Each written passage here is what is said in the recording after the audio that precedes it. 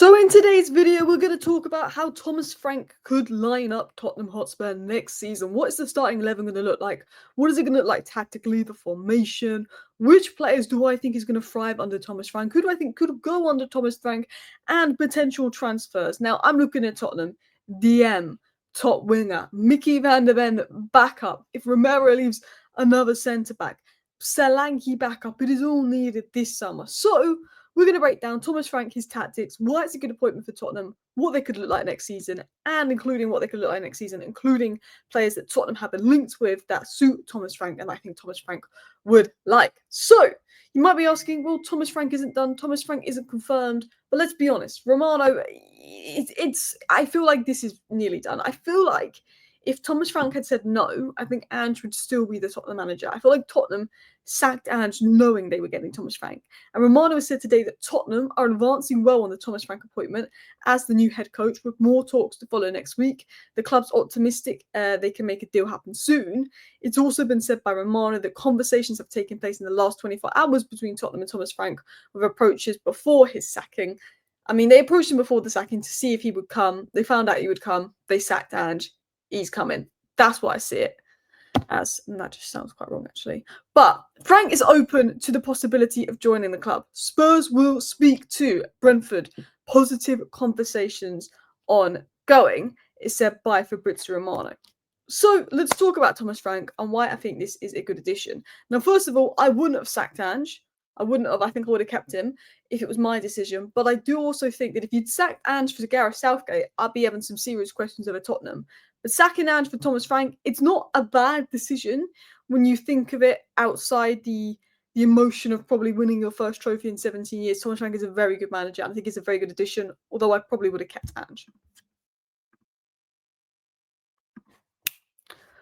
Tottenham will part ways with Ange after a mixed season, and it looks like Thomas Frank is going to come in. Now, he might not be the flastiest choice, but I think he's one of the smartest choices. He's known for getting big results with smaller budgets. And what does Daniel Levy like? Not spending money. And Thomas Frank can succeed without a whole load of money spent.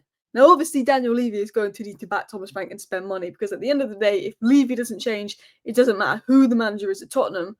But Thomas Frank is known for having a good relationship with the Brentford board, changing the way they operate in many ways and making them a better team for that. And maybe that can happen. 71 million spent in 7 years. I mean, that is absolutely crazy with what he's achieved as well. If you look at his Premier League finishes, you've got 9th place, 16th place, 9th place, 13th place, or as well, I'm going to mention he was 19th, 20th, and 18th for wage bill. And I sometimes think where your wage bill is where you're expected to finish. So he was always expected to finish in the relegation zone and didn't. And, Tottenham, they want to stay up next season, and he will keep you up, but hopefully he'll do a lot better than 17th. And of course, Daniel Levy's going to see 71 million net spent in 7 years and is absolutely probably loving that. He doesn't need to spend loads of money on a guy like Frank. But this summer, you're going to have to get a checkbook out of Daniel Levy, because at the end of the day, Ange finished 17th with that squad. Yes, there was injuries, but you can't expect Thomas Frank to come in and get you back into the Champions League without spending a few pennies. So let's talk about Thomas Frank. How will he set up Spurs? What is the formation? He could play a back three, and originally Tottenham sort of was set up best for a back three before Ange came in. He could play a 4-3-3. He could play a 4-2-3-1. I think he's going to go more towards a 4-2-3-1, and I'm going to explain that in a second. But he could do a mix of all three, depending on the opposition, depending on the game state. He's a very tactically flexible manager. So why does this deal make sense? He's Premier League proven, consistent mid-table finishes over a 7-year period as well with Brentford. The success he's had, the squad he's built up. Of course, he needs time. You've got to give him time. But he has a good relationship with his players. He is flexible tactically. He's a good leader. He's a good manager. He has a good relationship with his players. He makes instructions clear. He'll lose Ivan Toney. He'll adapt, and Brentford will be even better. So, the players respect him. They play for him. And he knows how to work with tight budgets, evolving squads. And that is sort of a must under Daniel Levy. Now, in terms of the tacticals, I think his build-up is less chaotic. I think his teams are more secure on the ball than maybe Ange ball. And I do think defensively, although Brentford don't have the best record, I think they're tougher to break down than Tottenham have been this season. Now, Tottenham were tough to break down in Europa League, but in the Premier League, they had been quite open at times until Ange made some recent adaptations. Now, Thomas Frank, he doesn't overcomplicate things. He likes simple but effective football. He makes his instructions clear. It's more about pressing smarter, not harder. Tottenham had this injury crisis. Is Thomas Frank's coming in with pressing high energy? Is that going to help? It's about pressing smarter, not harder. He's very good at finding the balance between attack, midfield, and defence. And in my video yesterday, I said about how Arne Slot came into Liverpool and adapted to the players' needs. Thomas Frank isn't a manager like Amarin that needs his players and it has to be his way or the highway. He's more than willing to adapt to the players' needs, which I think is what Tottenham need. I also think that Tottenham have signed some good young players that are very good technically and very good physically, and they need the manager to get the best out of that. And I think Thomas Frank is a smart guy for that. You look at Archie Gray, he wanted Archie Gray at Tottenham. So I think Frank is suited to a lot of the recent signings Spurs have brought in. So let's talk about Tottenham and how I think they could line up. Now, I think you're going to buy a number 6. I think Tottenham are going to go for Sander Berge. Something tells me this summer, from someone I spoke to, that Tottenham could go for Sander Berge off Fulham. I also think there's interest in Palinha. You're looking at 6. Cardozo's off the table. Now, I think that he is quite good on the ball, quite good recycling the ball, Premier League proven, like ready-made 6. And I think that's what Tottenham want. Archie Gray's the future, but I think you need a ready-made 6. Your fullbacks, I think, will stay Porro and Udogie, and they will do well. And I think in terms of the front four, I could see you going for Eze or Semenyo. I could really see you going for Dibbling, but I think that Brennan Johnson's going to work really well under Thomas Frank, and I'll talk about that in more detail. And I think Son, even though he signed that 1-year extension, I think he could go. And I think an Eze or Semenyo type player could go in. Whereas I think if you wanted a right wing, you'd go for Dibbling. I think you're going to look more at the left, to be honest. But then I know there's Mikey Moore, I know there's Odebear. I mean, I don't know what's going to happen with Tell. Maddison or Kulu are probably going to play sort of in that 10 role because I think Kulusevski's better in the 10 role. And I think Solanke will be up the top, pressing, holding play, all of that. Now, in terms of defensive shape, I think Spurs are going to have a compact 4-4-2 off the ball. Maddison may push up nearer to Solanke or Kulusevski. We saw Kulusevski play as a striker last pre-season, and the wingers could drop more into midfield for defensive security there. So in terms of Thomas Frank, what would I say his traits are? I think controlled build-up, nothing overly risky, smart pressing, triggers are based a lot of the time on opposition mistakes, and using overloads on 1v1s and rotations out wide. I think his fullbacks and his wingers will be very, very important, but he needs that number 6, of course.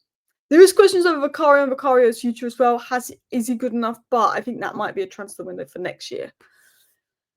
So, before I get into what I think Tottenham will look like, what their lineup will look like, I want to talk about 3 players that I think are going to thrive. Now, Frank had interest in Brennan Johnson when he was at Brentford, and I think he can explode under a better structure. Now, he's done well under Ange, and I think Ange has coached him really well to get at the back post and get those goals. And I think that Thomas Frank wants a winger that is clinical, that can get on the end of things, and I think Brennan Johnson suits that well. He's also someone that can go out wide and have the touchline, whereas maybe if you bring an Eze in, he's going to be more central, and you've got the versatility there. Lucas Berg was highly talented and he will suit Frank's midfield style. He's got the perfect blend of technical and physical attributes. There's no doubt in my mind he's going to go up another level. You look at the players that have developed under Thomas Frank, Mbermo, Visser, Norgard, Ivan Toney. There's so many players that are developing. Kevin Schade is one as well. And then Archie Gray, obviously previously wanted by Frank at Brentford, has a good engine, good football IQ. And Frank, he had a plan for him at Brentford. He's good at developing players. And I think if you bring in a 6 that he can learn from, I think he will do well there. Now, before I get into what I think Tottenham's lineup will look like next season, I'm going to talk about 3 signings that I could see Tottenham making.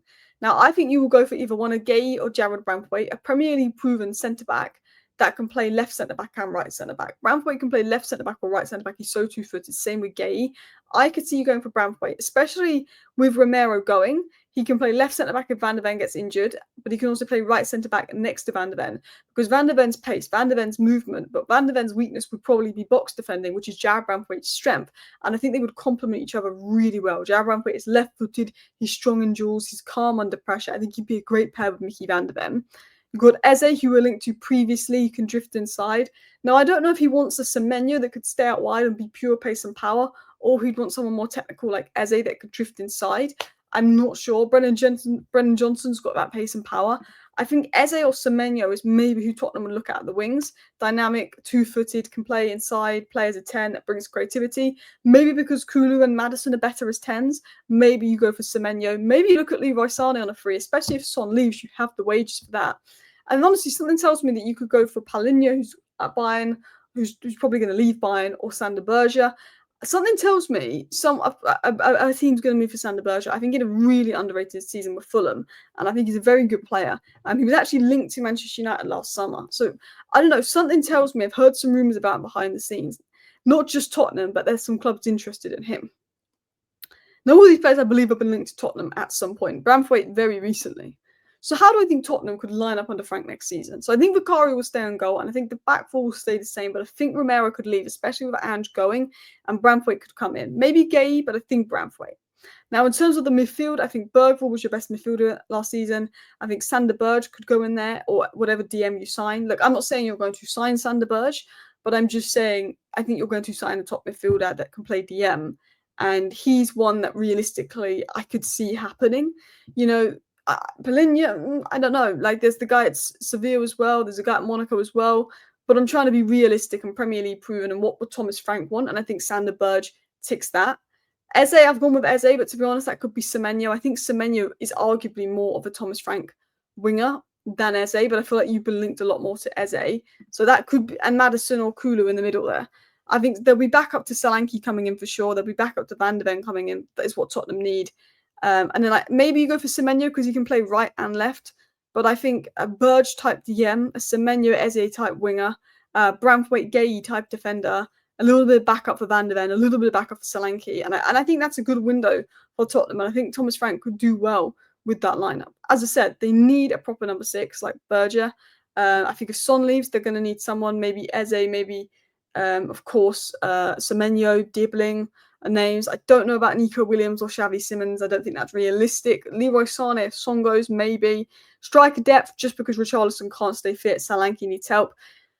If Romero goes, go for Braithwaite or Gay. Also, try and bring in like a left centre-back gem. I know Vuskovic is coming in, but Mickey van der Ven's going to need some backup. And maybe you could argue full-back depth. Maybe you can even argue full-back depth. I mean, Spence can play right-back and left-back, but being in the Champions League next season, do you want more full-back depth? So, do I think this could work? Yes. Thomas Frank has shown in his career he can push above his weight and build a team with identity. He doesn't need stars to succeed. If you get the right players with the right technical ability, with the right physical abilities that can suit the Premier League, and you profile them correctly, Thomas Frank can do that. He doesn't need big names. That's why I'm suggesting Sander Berger. That's why I'm suggesting Semenyo. That's why I'm suggesting Braithwaite. Good Premier League proven players.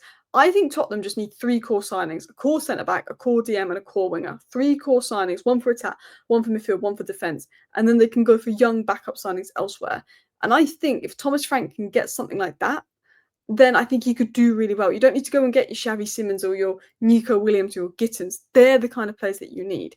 I think he's a disciplined manager. I think he plays modern football. I think he can adapt to his players and the team he's got. I think he profiles players well. And I think Thomas Frank is an underrated manager. Now, Tottenham fans, I hope you enjoyed today's video, sort of talking about how I feel like you could line up next season. I think Vicario will stay in goal because he likes a good shot stopper. I think Porro will stay at right back because he likes his right backs to go high and wide, and Porro can do that. I think, Romero, if he stays, would be brilliant, but I think you could go for someone like Braithwaite because of his box defending ability, which, a doggy, I think a doggy suits the system really well. Van der Ven, of course, is a top player. DM, Archie Gray could go in there, but I think you will sign a DM, something tells me. Lucas Bergvall can be the centre mid. He's progressive. He can carry the ball, press resistant. That's what he wants. Someone like a James Maddison or Kulusevski in the 10. I think Brennan Johnson, because of his output, he will like at right wing. Left wing, I think, Son could stay. Obviously, I haven't mentioned him, Odegaard. I think Odegaard has showed bright sparks this season, but he's incredibly young. I think you might just want that experienced player to come in and Odegaard can learn from. And that striker, I think, Dominic Solanke will do well. He holds up play well. He presses well from the front. I think, a lot of the players at Tottenham will fit in well under Thomas Frank. I'm sorry if I've missed out any players, but I'm just giving my thoughts on who I can see Tottenham signing, who would work, and how I could see Thomas Frank lining up next season. Let me know your thoughts down below. Thank you for watching. Bye.